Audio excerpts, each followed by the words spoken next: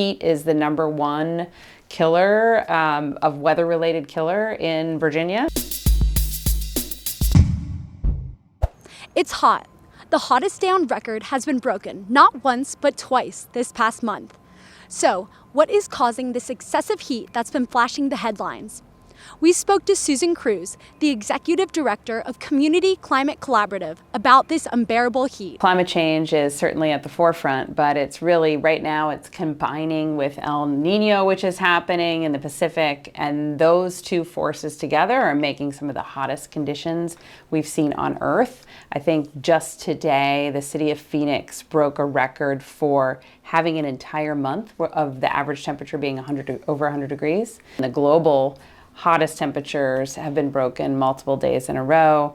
And so what we're seeing right firsthand happening all around us, the effects of climate change. Could you give like a simple breakdown of what El Nino is? So El Nino is really an effect with the trade winds that move ocean and wind currents across the Pacific. And so the trade winds are normally push warm air west in the Pacific, and so that heads toward Asia. And so what normally happens when those trade winds are pushing the warm air west, cool water is coming up from the bottom of the Pacific.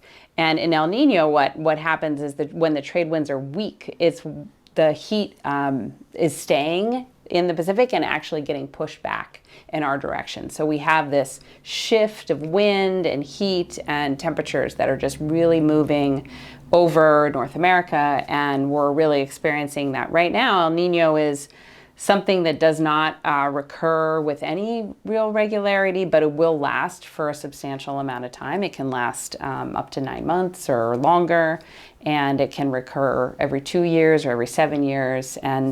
And we're just sort of paying attention to how this intensity of climate change is going to interact with El Nino, and if that's going to make it last longer or recur more frequently. There hasn't been that much research done, but does climate change affect how strong El Nino will be? I think what it does is it exacerbates the impacts. So, El Nino makes the northern part of North America hotter and drier. And climate change is also making the northern part of North America hotter and drier. And so as we've seen with Canadian wildfires this spring, and we're experiencing the smoke right here in Charlottesville from those Canadian wildfires. And then in the southeast, it makes everything hotter and wetter. So we've had a lot of rain, we've seen a lot of mudslides and floods in many places. And it's just that it's trapping that heat over North America, and it's sort of that combined with climate change and already increasing temperatures is making it's dangerous for ocean conditions. I mean, a lot of wildlife are at risk, and it's also just dangerous for floods and fires and all the things that we're experiencing right now all at once.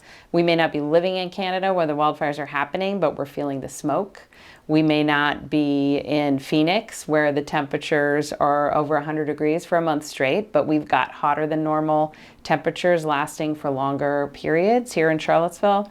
And those are all things that we can expect more of as climate change worsens, until we really get serious and take bold action and start trying to reverse some of these trends. What can the Charlottesville community expect in regards to weather for the next coming years? Do you think El Nino will impact that noticeably, or not even?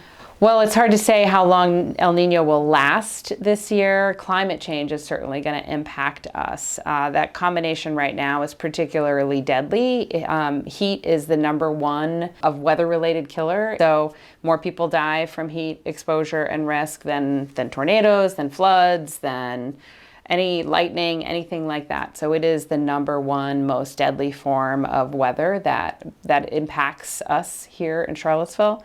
And we can expect more hot days. So we can expect more days over 90 degrees. We can expect more days over 100 degrees, and for lasting longer periods of time. So people really need to be able to take care of themselves when they're outdoors, take care of their homes and make sure their equipment is in working order, check on their neighbors and family members who are older and younger, as though they're the most vulnerable. So now we know the cause of the heat, the combination of El Nino and climate change. What we don't know is how long El Nino will last, But what we do know is that it will be hotter than usual for the next couple of months. So stay cool and enjoy your summer. I'm Charlotte Burgess, WUVA.